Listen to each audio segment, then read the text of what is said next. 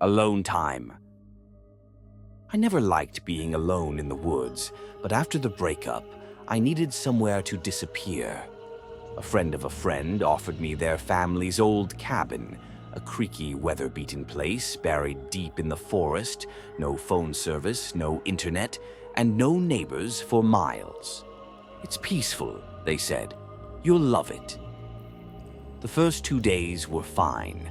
I chopped some wood, made simple meals, read by the fireplace. The silence was thick out there, but it was clean. Honest. Then the scratching started. It was just after midnight when I heard it. Faint, almost like a mouse at first, tiny claws scraping across wood. But it wasn't from the floor or the walls. It was above me, in the chimney.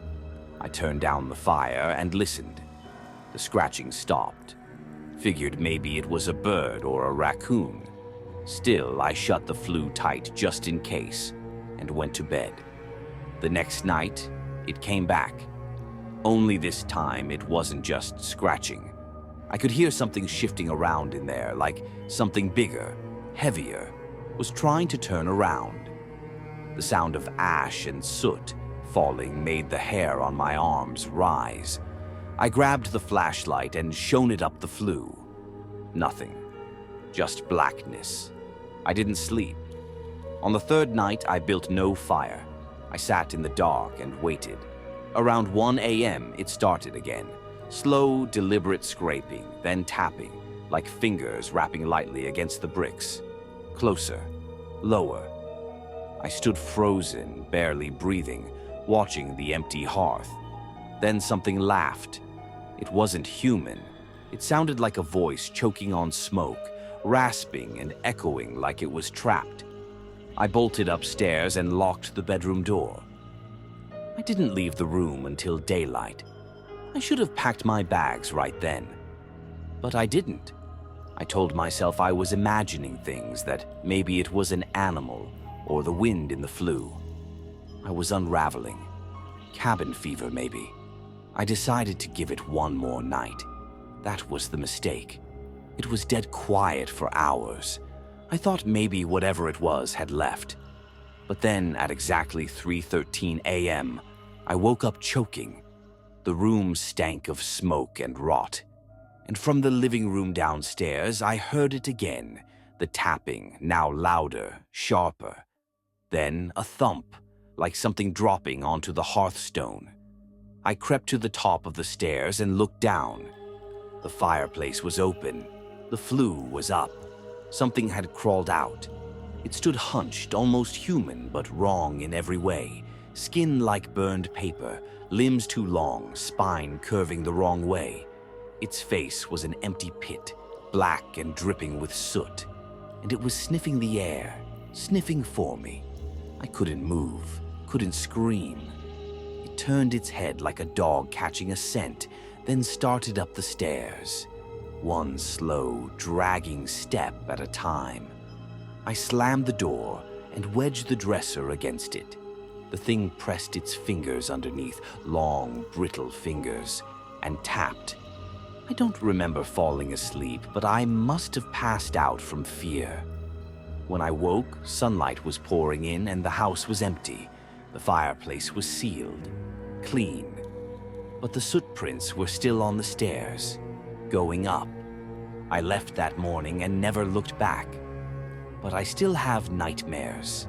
And sometimes, in the middle of the night, I swear I hear tapping on my bedroom walls. Whispers in the floorboards. It was supposed to be a peaceful escape. I'd been burnt out by work, by people, by the noise of everything. So I booked a week alone in a remote cabin, deep in the woods. No Wi-Fi, no cell service, just trees, wind, and quiet. The kind of place that feels forgotten. The cabin was old but sturdy. Dust covered the windowsills and the wood floors creaked with every step. The furniture looked like it hadn't been moved in decades. Still, there was something comforting about its silence. I unpacked my things, lit a few candles, and settled in, That first night, I fell asleep to the sound of crickets and the slow ticking of the wall clock. Then, just past 2 a.m., I woke up. Something was moving beneath the floor. It was soft at first, like cloth dragging over wood. I sat up, listening hard. It was coming from directly under the bed. The dragon stopped, followed by 3 sharp taps. I froze, then silence.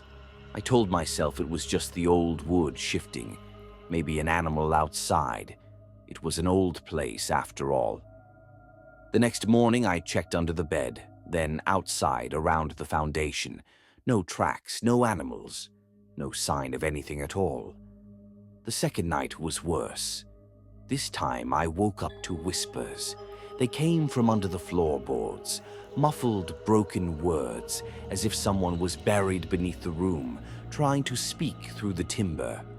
I couldn't make out what it was saying until I heard it breathe my name.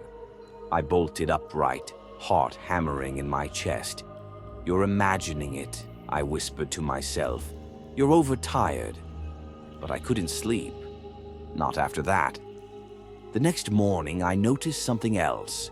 A narrow gap between 2 floorboards near the bed, like they'd been pried up and then pressed back into place. It hadn't been like that before. I was sure of it. By night 3, I was barely holding it together.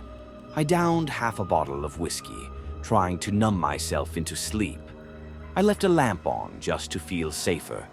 But at exactly 3:03 a.m., the power went out.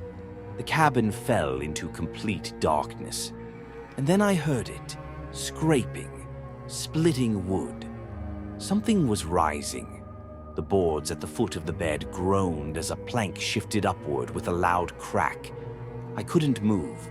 A hand emerged, long, pale fingers, joints bending the wrong way. Another hand followed. Whatever it was crawling up, slow and deliberate, its limbs stretching as it pulled itself from the floor. I ran. I don't remember grabbing my shoes. I just remember the cold of the earth, the branches tearing at my arms, and the feeling of something watching me from the woods as I ran and ran and ran. At dawn, a passing ranger found me wandering barefoot on the dirt road, shaking and mumbling about the floor. I tried to explain, but when they checked the cabin, the boards were sealed.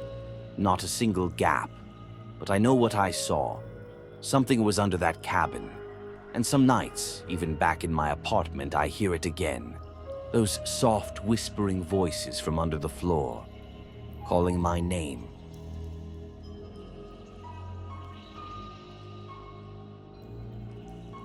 Something's still in the cabin. I wasn't supposed to be there alone.